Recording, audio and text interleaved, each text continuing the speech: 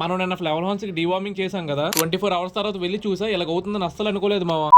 అసలు ఏం జరిగిందో చెప్తా, వీడియో లాస్ట్ వరకు చూసేయండి. మావా నిన్న మనం ఫ్లవర్ హార్న్ హెడ్ అనేది తగ్గిందని డీవార్మింగ్ చేసాం కదా, అయితే మనం అందరిలా మెడిసిన్స్ తో కాకుండా గార్లిక్ తో అయితే డీవార్మింగ్ చేసాం. ఫస్ట్ టైం కదా ఏదో ట్రై చేసా, ఈసారి అవ్వకపోతే మెడిసిన్ కొందాం అనుకున్నాను. సో ఎలాగో డీవార్మింగ్ చేసి 24 అవర్స్ అయిపోయింది కదా అని ఫుడ్ వేయడానికి మీదకి అయితే వెళ్ళాను. అలా మీదకి వెళ్ళి చూసేసరికి నేను గార్లిక్ తో చేసిన డీవార్మింగ్ సక్సెస్ అయిపోయింది మావా.